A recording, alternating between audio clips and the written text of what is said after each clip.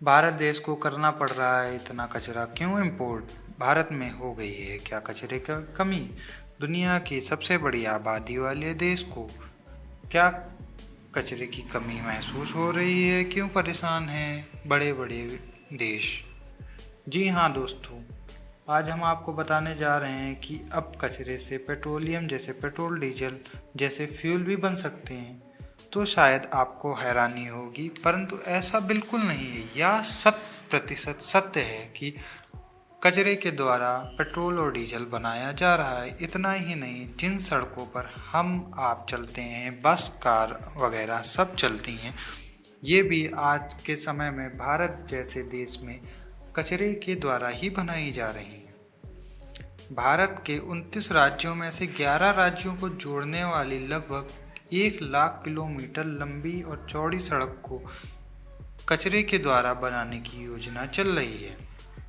इस कार्य को पूर्ण रूप से संपन्न करने के लिए भारत सरकार के साथ साथ भारत के युवा भी बढ़ चढ़ के शामिल हो रहे हैं।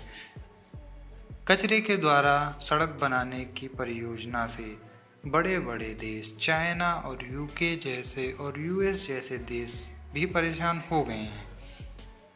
कचरा प्रदूषण को देखते हुए राजस्थान के एक युवा ने कचरे का प्रयोग करते हुए फैब्रिक ही बना डाला। दोस्तों, आपको जानकर हैरानी होगी कि दुनिया की सबसे बड़ी जनसंख्या वाले देश भारत लगभग अपने 25 देशों से कचरे का आयात यानी कि इंपोर्ट करता है। भारत लगभग हर वर्ष 4.3 लाख टन कचरा अपने पड़ोसी देशों और अन्य देशों से आयात करता है। इसमें से कुछ वेस्ट को ई वेस्ट कहा जाता है तथा बाकी बचे वेस्ट को प्लास्टिक वेस्ट कहा जाता है। कचरे को हम 3 कैटेगरी में डिवाइड कर सकते हैं। पहला है रिसाइकिल गार्बेज, दूसरा है ई वेस्ट, तीसरा है नॉन रिसाइकिल गार्बेज यानी नॉन रिसाइकिल ई वेस्ट। अब आपके दिमाग में यह सवाल जरूर आ रहा होगा कि इतना बड़ा देश होने के बाद भारत कचरा क्यों इंपोर्ट करता है? दरअसल ऐसा इसलिए है क्योंकि विकसित देश जैसे यूके यूएस में इलेक्ट्रॉनिक वेस्ट को डीकम्पोज करने के लिए अधिक पैसों की आवश्यकता होती है। अमेरिका जैसे देश में एक कंप्यूटर को डीकम्पोज करने के लिए 20 यूएसडी तक का, वहीं भारत में एक कंप्यूटर को डीकम्पोज करने के लिए इसकी आधी धनराशि यानी मात्र $10 यानी कि $700 का ही खर्च उठाना पड़ता है।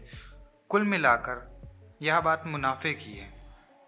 इतना ही नहीं, ना सिर्फ भारत कचरे को इंपोर्ट करता है बल्कि डीकम्पोज करने के बाद उसमें से ई वेस्ट को अलग करता है। ई वेस्ट से वह अन्य प्रकार की धातुएं जैसे ब्रास, कॉपर, एल्युमिनियम आदि को भी प्राप्त करता है। दोस्तों, आपको जानकर हैरानी होगी कि भारत देश की ऑटोमोबाइल सेक्टर एक बहुत बड़ी सेक्टर कंपनी है। इसमें वेस्ट भी बहुत होता है, परंतु एक इकोनॉमिक सर्वे के अनुसार ऑटोमोबाइल सेक्टर लगभग 2025 तक 1.4 मिलियन टन आयरन तथा 10 मिलियन टन स्टील ऐश को निकाल लेगा। इससे भारत लगभग अपने देश में 17% तक की बिजली को बचा लेगा। परंतु दोस्तों, आपको जानकर इस चीज़ की भी हैरानी होगी कि लगभग 1 टन पेपर को रिसाइकिल करने के लिए 17 पेड़, 2.5 बैरल ऑयल, 4001 किलोवाट बिजली और लगभग 31,000 लीटर पानी की आवश्यकता होती, और इस प्लांट को बनाने के लिए एक बहुत बड़ी ज़मीन की आवश्यकता होती है। दोस्तों, आप जानते ही आवश्यकता आविष्कार को जन्म देती है।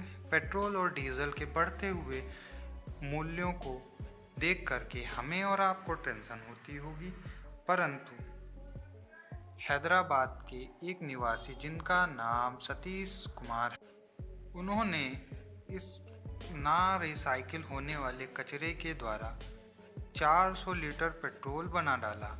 यह पेट्रोल आज के मार्केट में उपलब्ध सामान्य पेट्रोल से लगभग 30% कम पर है। इस पूरे प्रोसेस को इन्होंने पैरालिसिस का नाम दिया है। जैसा कि हम और आप जानते हैं, प्रकृति संतुलन पर चलती है। बढ़ती हुई जनसंख्या का सीधा प्रभाव बढ़ते हुए प्रदूषण के साथ होता है। प्लास्टिक प्रदूषण एक ऐसा प्रदूषण है जो कि स्वयं से डिकम्पोज भी नहीं हो सकता। यह भारतीय जमीन के अलावा समुद्री जीवों पर भी प्रभाव डालता है। यह समुद्री जीवों के लिए भी हानिकारक है। प्लास्टिक प्रदूषण बढ़ता है तो जलीय जीवन को भी नुकसान होता है, तो वहाँ का इकोसिस्टम खराब हो सकता है। अगर वहाँ का इकोसिस्टम खराब होगा तो हमें पृथ्वी पर जीने के लिए भी कठिनाइयों का सामना करना पड़ेगा। इस वीडियो का मूल्य उद्देश्य आपको सावधान और सतर्क करना है और कम से कम प्लास्टिक प्रदूषण का प्रयोग करें तथा आसपास के लोगों को जागरूक करें। अगर हमारी वीडियो अच्छी लगी हो तो सब्सक्राइब करें चैनल को।